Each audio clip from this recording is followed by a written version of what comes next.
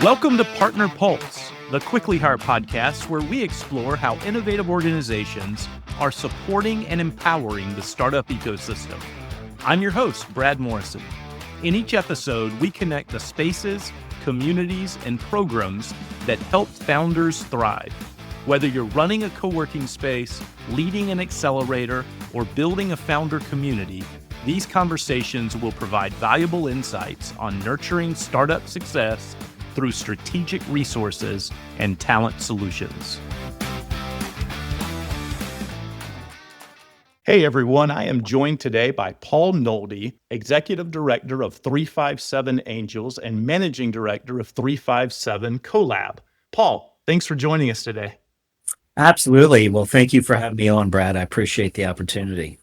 Now, you're located in the Hampton Roads area of Virginia. And that's kind of why we're named 757 CoLab or 757 Angels, because the area code predominantly is 757. So yes, Hampton Roads is the eastern region of the Commonwealth of Virginia. Tell us a little about 757 CoLab and the Angel Group. Certainly. So 757 CoLab, in the simplest term, is a venture hub. So what does that mean? Well, that's the programmatic aspect of our organization. So we have an incubator that deals with idea stage to MVP stage startups located in Hampton Roads. So that's our own backyard, top of the funnel, bespoke programming, mentorship, free space.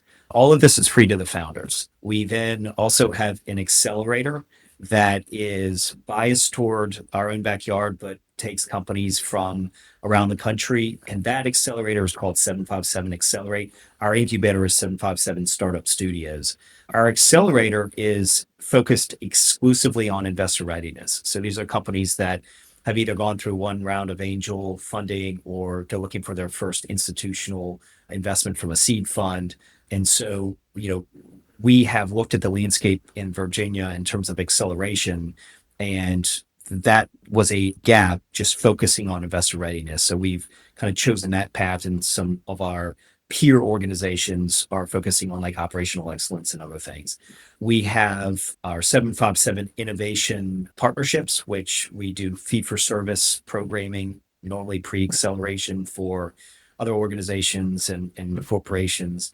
And we also have a new line of business called 757 Defend. And that's really, as you might imagine, focused exclusively on our military and DoD presence in the area. We've got the largest naval base in the world, but we've also have all of the branches of the military located here. NATO's U.S. headquarters is here. So that made sense to focus on that. We have a very prominent partnership with the Mid-Atlantic Tech Bridge, which is kind of funded through the Naval X, which is the Navy's innovation arm. And so we are launching the region's first native defense accelerator, probably now in a couple of weeks. So we've got those programmatic lines of businesses. 757 Angels is an affiliated angel investment network consisting of family offices and high net worth individuals in the area. That is marketed really under 757 CoLab, so that we have the narrative such that we have a continuum of services and offerings for companies at the early stage. But 757 Angels is technically its own separate organization. And so we will invest in companies throughout the Commonwealth of Virginia for that one. So lots of stuff going on in the venture hub, but we're really growing and firing on all cylinders right now. So I love your model. And so if you just have an idea, you're looking for product market fit, then you can kind of come in the door, then you help them find that. You assign them with mentors, I'm assuming. You give them a place to work. How long is that if someone comes in and it's free, you mentioned? There's no charge for that. There's some selection involved. We're really, our lane is high growth startups. So these are companies that are going to seek venture capital at some point and scale rapidly, but it is free to startups. We don't take equity. In fact, with our accelerator, we currently give grants. I call them travel stipends, but you could look at it as grants to participate. In terms of our incubator or startup studios, we're shifting into kind of a 2.0 model. It used to be 6-month cohorts. Now we're looking at more flexible, more nimble sprints, if you will. And so that's going to be more, I think, continuous in terms of trying to be able to scale at that top of the funnel and meet that demand. Our accelerator is a 9-week program that is we just moved it to the spring, and that is usually 6 to 9 companies from around the country. And then our defense accelerator is, like I said, in the fall, but it's starting in a few weeks. And that is 12 companies from around the country because of the Navy. And actually, that's more DoD writ large in terms of kind of where we're pulling from. So it's a mix of bespoke programming, cohort driven programming. We're trying to meet the founders where they are largely versus having them meet us and fit inside this box, so to speak. You mentioned the Accelerate program. A company can be anywhere. They don't have to be in your area, Virginia. They can be anywhere. Are they there for the entire 9 weeks? Yeah. So what we've done is we do a hybrid model. So with our investor readiness accelerator, we have them come in for the first 2 weeks and then the last week. And then the middle part is virtual. And part of the greens that I mentioned before help them kind of travel and stay. For our defense accelerator, I believe it's the first week in person and the last week in person. Okay. And then the defense accelerator, not just the type of company that it is, but also I would imagine there is a large talent base.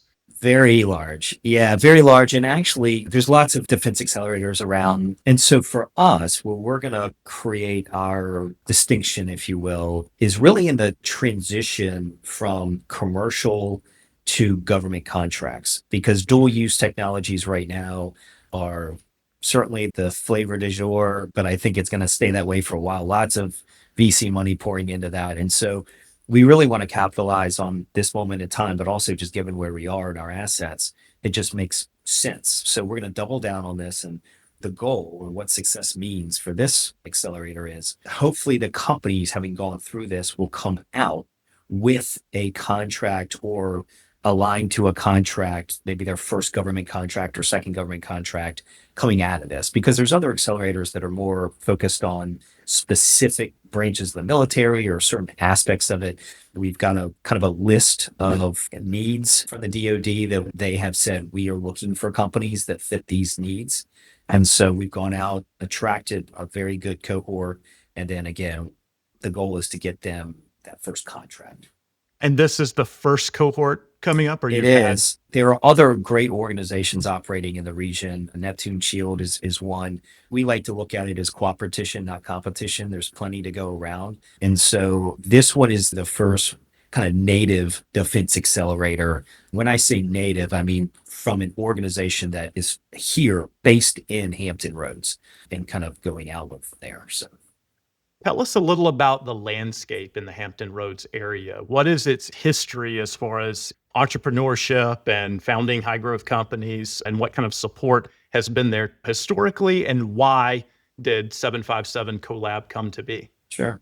So it's a very interesting region. I actually live in Richmond, Virginia, which is the central part of Virginia, and never really appreciated just how vast the region is. We've got Northern Virginia that everybody knows is big, but Hampton Roads is pretty expansive geographically. So the best way to kind of articulate this is it's a region made up of 17 separately governed localities. You can imagine the fun that is. It's also 1.7 million residents. Virginia Beach, one of the localities, is the largest city in Virginia. But what makes it tricky is you have water separating the two sides of Hampton Roads. You've got what's commonly called the peninsula, which is on your way to Richmond, and then you cross the river through a bridge or a tunnel or both. And then you get to the south side, which is the Virginia Beach area and the Norfolk area. And so, two very different ecosystems. I like to term it, rightly or wrongly, the brains and the brawn. On the peninsula, you have world-class centers of excellence like Jefferson Lab that has computing power that is unrivaled in the world. You've got NASA Langley, you've got Canon's U.S. headquarters, you've got the Newport News shipbuilding yard, one of the largest shipbuilding yards in the world. And then you've got on the south side, so you've got the brains on the peninsula, brawn on the south side. You've got a good concentration of wealth in Virginia Beach, but you also have the world's largest naval base in Norfolk. So those two are complementary, but the water is a tough thing to geographically overcome. So you just have to be strategic around it. Now, you ask about the history of entrepreneurship here. Really, I would say this. We are very good, perhaps one of the best regions in the Commonwealth of Virginia at coordinating and collaborating around entrepreneurism. And I will admit, though, we don't have a whole lot of Fortune 500s in the region, so that doesn't help. The density of entrepreneurs is perhaps a little less or more transient because of the nature of the military bases. So we've got the scaffolding and the infrastructure here. We now need to fill up what's inside with increasing on startups and founders. 757 Angels was actually, 10, 12 years ago, was the first effort to start to coalesce and build and catalyze this entrepreneurial base here.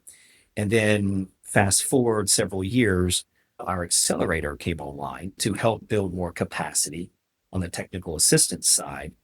And then our incubator and 757 CoLab really took shape about 3 years ago. I came on board 2 years ago to run both.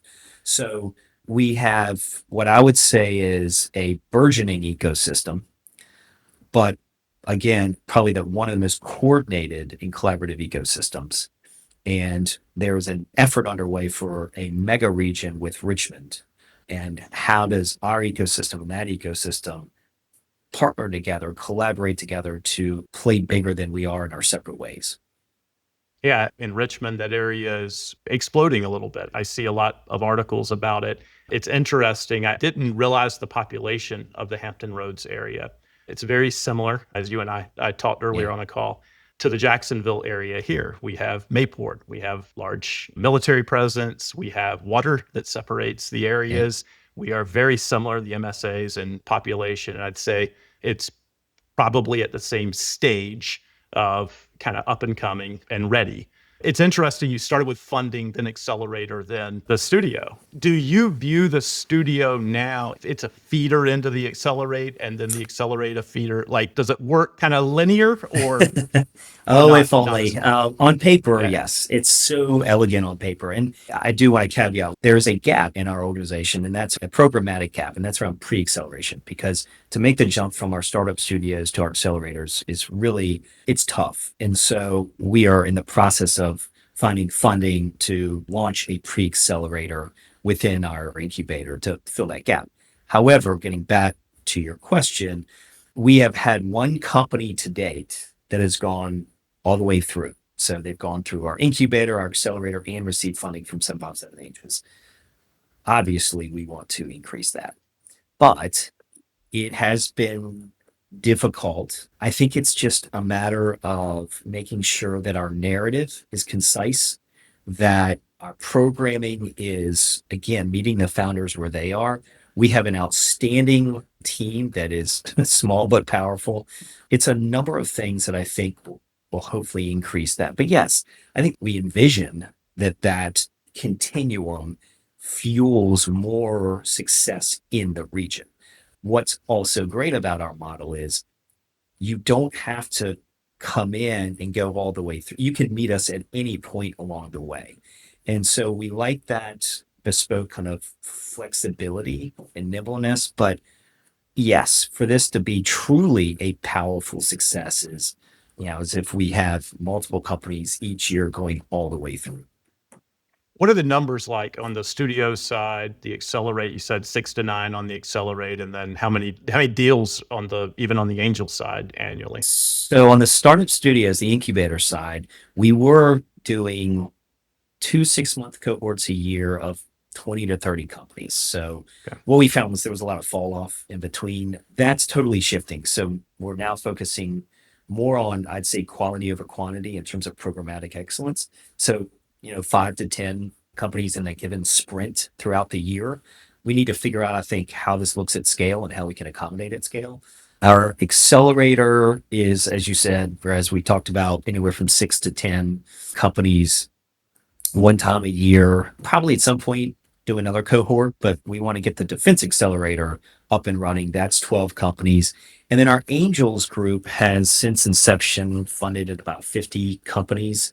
So if you look at the overall alumni base that we have, it's in the hundreds. However, that's the next big boulder we have to tackle is how do we effectively engage with our alumni? Because when they're here, and they're captive, it's easy.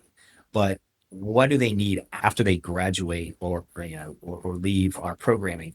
We're not there yet, but we have certainly some best practices and playbooks that we can lean on from our peers that are doing it or starting to do it. So that's kind of the next, I think, evolution of our model. I can only imagine the energy around the facility in person, especially as people are at all different stages and with mentors. It's great. And we could talk for hours just on even the community building aspect of this, what it does for drawing talent, what it does for even ancillary businesses and stuff, around density of urban areas and all, right? There's a lot you could talk about there. I want to kind of switch gears a little bit though to if you're looking at this as a founder, what are you seeing from founders that come in, whether on the incubator side or the accelerator side? What are you seeing their major needs are? Everyone comes in the door and immediately says, where can I find capital? If you take that as a given and set that aside, then we look at, okay, well, that's an obvious, but there's certain points where you're not ready for capital along the way. So I think what we're finding is in our incubation and our startup studios, a lot of it is there a there. I mean, these are largely entrepreneurs who might have a full-time job that are trying to find out if their idea can fly. The hardest thing I think for an organization like ours is to tell somebody their baby is ugly. Nobody likes to do it. There's ways to do it, and I shouldn't be so crass or blunt, but I mean, effectively, that's what you have to do if you want to have a successful program where you're putting out or you're catalyzing or accelerating companies that have a chance of not just becoming a company that others want to fund, because that is not the success metric. Are they going concerns at the end of the day? And so where's the operational rigor and excellence there? And so you have to be brutally honest, but in a very professional way with the early stage companies. Lots of pivots. There's a lot of models that we use, some of the proverbial startup canvases and stuff like that. But I would say as they mature, then it becomes about how you're instilling culture at an early stage into the company, kind of their financial modeling, honestly, sales build out and pipelines, the basic building blocks, candidly. I would say, though, a lot of it is make sure that the founders stay focused. Because as you probably will know, entrepreneurs, this is what we love about them. They've got a million ideas, and we have to kind of make sure that they stick to one and really laser focus. So there's a lot of different needs, but that's where I think our organization is starting to evolve, which is less prescription-based programming and more bespoke kind of help. The risk there is, or the challenge there is scale. That's tough to scale. We're figuring that out. Right. So you've got then a mix of probably some formal classes and instruction type, and then also with, hey, let's really get to know this Exactly. startup. What are your specific needs, and then match them with the appropriate. What about mentors? How big is the mentor network? Where do they come from? And what's the process like if I'm a startup founder in finding someone who knows sales, who can kind of help me build out a high performing sales team? Yeah, I mean, I think it's no surprise that for an entrepreneurial support organization like ours, the mentor base is one of your biggest assets. And it's really the only way you can effectively scale operationally in terms of providing advice, counsel, and connections. So we've got a mentor base of about 200. Now, having said that, there's a much smaller subset that's actively engaged. And I will say we've done perhaps a better job than most of being able to engage our alumni base very acutely, very specifically, so that if there is a need by a company, we can effectively targeted outreach to these mentors to help solve that. We are in the process of overhauling our mentor network, our mentor base, because there comes a point where the model gets stale, that mentors, founders might say, well, it takes me for every 50 mentors you might engage with, one is really helpful. So how do we make it a valuable experience both on the mentor side and the founder side? So we're in the process of really getting feedback from our most active mentors on how we can reshape everything around the mentor experience, onboarding, engagement, all of that. And then on the founder side, if we're doing our job on that side, hopefully the ability for us to curate a more meaningful connection with the founders, that hopefully will happen somewhat organically. But Again, it gets back to meeting the founders where they are. So we always have to have the voice of the customer, the voice of the founder present in our minds. And I'll just add one of the most affirming success stories for us was, there was a company that's just raised their Series A, but the co-founder came on board who was a mentor before she was a co-founder. So what a great example of, if we do it right, maybe that happens. Now, I want to be very clear. We don't connect anybody with the intent of that happening, because we stay out of that. That's between the company and the person. All we're here is to connect for a very selfless engagement on the part of the mentor. You mentioned a success story. What other success stories could you kind of point to, whether it's the funding side, Incubate, or Accelerate? Just listed one on the mentor side. I think having that one company that's gone all the way through that happened right after I took over, so I can't take credit for it fully, but that was a momentous thing. That was a great milestone for us. Defense Accelerator is putting us on the map nationally for this specific area. Just getting to that point, this has been probably a year or two in the making. And so that's going to be a huge milestone for us. On the funding side, we've had 3 or 4 exits over the past 10 years. We had one ed tech exit, a very large med device exit, another med device digital health exit. So I think, though, some of the milestones that we have is simply the ability to now, I'd say for us, 757 CoLab is now at a point where we are, and I say this humbly, more of a household name in the business community than we have ever been before. And it's important because in Hampton Roads, unlike when I was leading a fund and an accelerator in Richmond, in Hampton Roads, by virtue of my role here, I'm at the table of all of the business executives, all of the big CEOs, all of the economic development heads. So we are in the proverbial room when decisions are made and our input is sought. That is unique, I have found, to other regions where an ESO like ours is, oh yes, the cocktail party. Oh yes, they invest in startups, kind of patting us on the head. I don't be, that's kind of a general statement, but we are considered a seat at the table. And I think that's a milestone for us.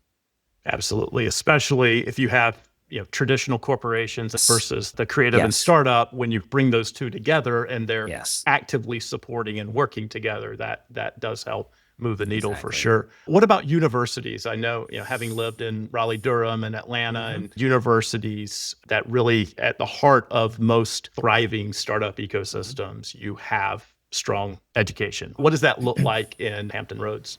Their engagement with the entrepreneurial community probably could be stronger. And I say that not putting that on them. I think it's both, right?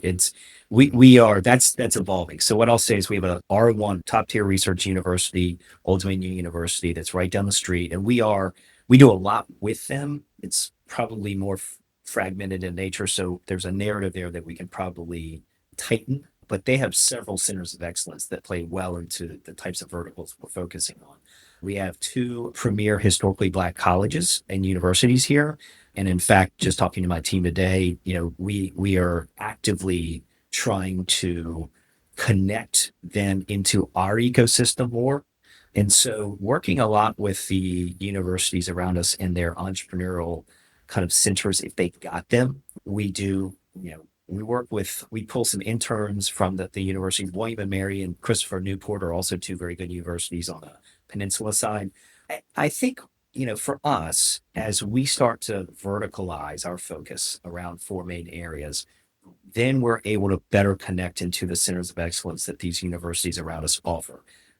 But otherwise, it's just kind of this broad, we're here, they're there. I'd say the effort's been more reactive, less proactive, by no one's fault. But now we're taking a more proactive stance on it. So Awesome. Yeah. Yeah. I forgot about William and Mary also. Yeah, there's a lot of great schools in your area. Paul, what is your background? Tell us a little about how you got into this Sure. position.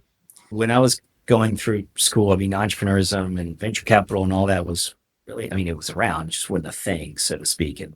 And so I graduated from UVA in the beginning of the 2000s and was down in Atlanta and got into banking. I actually, not investment banking or anything, but more retail banking. And then through time and space, kind of moved in different areas and found myself often kind of creating my own position. And so somewhat of an entrepreneur, if you will. And I had some great leaders that allowed me to do that. Ultimately ended up in wealth management and love that because my clients were exited entrepreneurs largely. And so that wealth creation was appealing to me and how we got there. And then a very close friend who scaled a company and sold it, ended up hiring me to run his family office for a while. And that really got me into this early stage investing space. And so parlayed that into a role at what was at the time a super angel with some very prominent business leaders in Richmond. And then we raised a Series A fund, and then I had an opportunity to leave that and run a seed fund that was primarily focused on healthcare with the local academic hospital institution, VCU Health, that they were the anchor investor in the fund. The timing of that was not ideal. We started to raise in February of 2020. We all know what happened in March of 2020. So made some investments that are still going well, but it handicapped my ability to raise. So ended up running, I was kind of asked to step in and run one of the regions in the state's premier accelerator, Lighthouse Labs, since rebranded to Lighthouse Network. So acceleration was kind of, I mean, I'd been on its board and been involved for a while, but running it was a new skill set that I had to learn. Great team there, excellent team. And then really got the call by the founder of 757 Angels and co-founder of 757 CoLab, is a close friend and was on my board at the seed fund. She said, look, I'm retiring. You'd be a perfect fit given your background. So went through the process, was offered the position. And so the rest is history, as they say.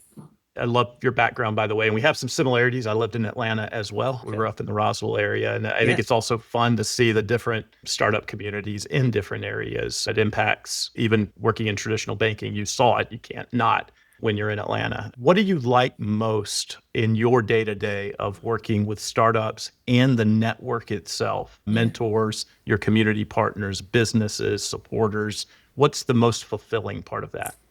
I'd say the most fulfilling is engaging with the founders. However, I don't get to do that as much now just because my job is to go out and fundraise for the organization, be at the table, so to speak, to represent our organization. I do get the FaceTime with the founders when I'm screening deals for 757 Angels, but that's a constant. That's what gets me. I mean, who wouldn't like to be in this job? So you get to see the coolest stuff come to life. I'm also an ardent believer and supporter of building a great culture. That's my number one thing for the organization. I am fortunate because I have a partner who is my chief of staff and head of programming, basically as the COO. We operate the same brain, so to speak, and he fills some gaps I've got and vice versa. But he manages the organization kind of day to day. And he's allowed me to go out and set the strategic vision, work with the board, and then he executes on that strategic vision with a team that all of our team is. I'm so honored to work with them because they each run their lines of business very differently, but also very well. And so I think watching our team evolve and our culture get better and better each day, that's very fulfilling for me as well. So. That's a great segue, and it translates really well as a founder looking to build their company and grow a team. You know, the setup you have is not unlike the setup that I have with our COO, where everyone kind of reports through Emily, our COO, and it frees me up to go and do some of the same types of things, different way, but the same types of things that you're doing. And then the delegation of, like you mentioned, everyone kind of handles their line. And that's hard for a founder. Sometimes it's really hard to get out of the weeds and to be able to find talent that you can say, this is a great hire. I'm going to let them do what they do and step aside and support, be a cheerleader, be a supporter where I can. How did you see that play out with startups when they're looking to make maybe that first hire or build their team? Just as a side note, I mean, you bring up something that I think is one of the things that we really try to provide is and identify and support is the maturation of a founder to a CEO. That journey, at some point, a founder has to become a CEO or a C-suite, not from a title inflation standpoint, but because there's a different mindset and there's a different delegation responsibility. But I think it's actually very tough for founders today. And I'll tell you why. So I think there's a couple of things. One, the ever evolving generational shifts in your team and how each generation prefers to work and the expectations around transparency in the business place and accountability in the business place. That's obviously been there since work started. But I think especially now, I have observed some unique differences in how to interact with a team that spans several generations. Each one has its benefits and its challenges. So being able to really adapt to that and embrace, I think, the differences. So having a diverse team, I think it's obvious that having a diverse team in any number of definitions of diversity yields the best results, but it also has a flip side. The flip side is it's very difficult to promote and build a culture that is homogenous in its respect of differences. So that's something that I think is increasingly tough. I think also the new AI world that we live in, you can spin up a company with less and less employees. And this is a generalist statement, of course, but how do you adapt to that? And I think for a partner like Quickly Hire, for instance, I mean, having a partner like that understands the talent landscape really well, and that's what they do. That's what you do. For an organization like us, we shouldn't be the experts in that, but we need to have a partner like that to help build the team, to help build the company, because without the team, there is no company. So to me, I think right now, again, we're seeing such a rapid evolution and not just the type of employee, but the numbers of employees, how they are skilled. So when do you in-house, for instance, a role or a position? When do you outsource it? How long do you outsource it? Do you need a C-suite or more of a senior manager? All of those things come into play. And if you don't, again, this gets back to my statement of culture. If you don't have that right, that company's going nowhere. Or if it goes somewhere, it's at the expense of a lot of dead bodies along the way, which is never pleasant. So to me, you can tell I'm passionate about that because it is an ever evolving priority for the leadership. You're never in stasis with the team. It's always evolving, changing. And you just as a leader have to be comfortable. And as a founder, you have to be comfortable with change. Obviously, entrepreneurs are comfortable with change. That's what they're trying to do is change the world. But you have to embrace that change literally daily. Yeah, I don't know if I'm getting older, but I feel a lot of what you mentioned. I've got a Yeah. 14-year-old daughter, and sometimes we're speaking a different Yeah. language. You see it with just the difference in generations and the way people like to work is another thing, right? I mean, one Yes. reason that we exist on both sides. Yes, founders may not be ready to make a full-time hire. That comes with additional cost and overhead. And what do I do with them now that they're on the team? And do I have the Yeah. culture in place before we start adding? Or is that kind of doomed to fail as you start? And it's Right. very expensive when you do that. Or am I going to go find someone that, might be a fraction of a full-time hire, work for 10, 20 hours a week, leverage AI, get more productivity and output for that. But then the marketplace, the pro themselves, the talent, Yeah. doesn't necessarily always want a full-time Yeah.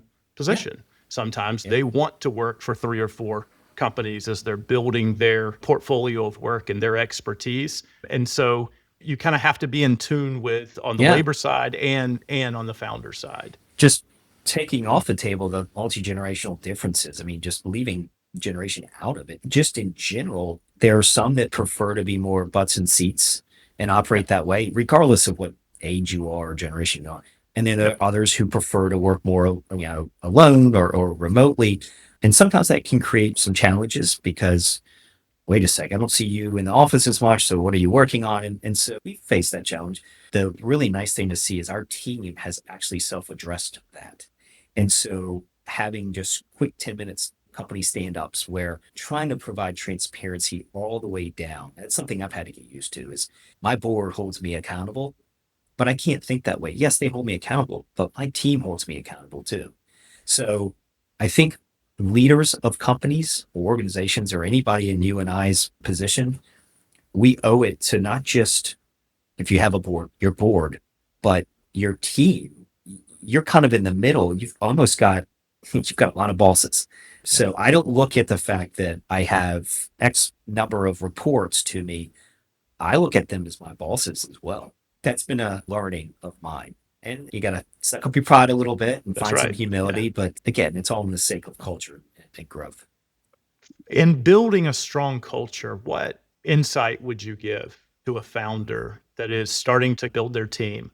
We talk about mission, Sure. vision, values. What else would you say helps Yeah. create a strong culture so that everyone's kind of moving in the same direction towards your goal? Yeah, definitely mission, vision, values. That's just a non negotiable from the start. But I would say what we've learned here is process and procedure.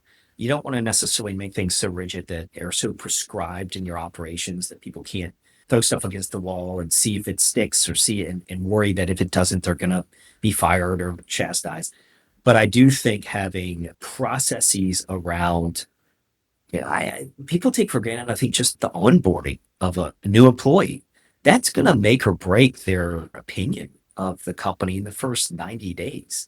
I guess that all of that is to say it's the little things that matter perhaps the most. No different than if you're hosting an event and you're running an event. The little things, where do people park? How are they greeted at the door?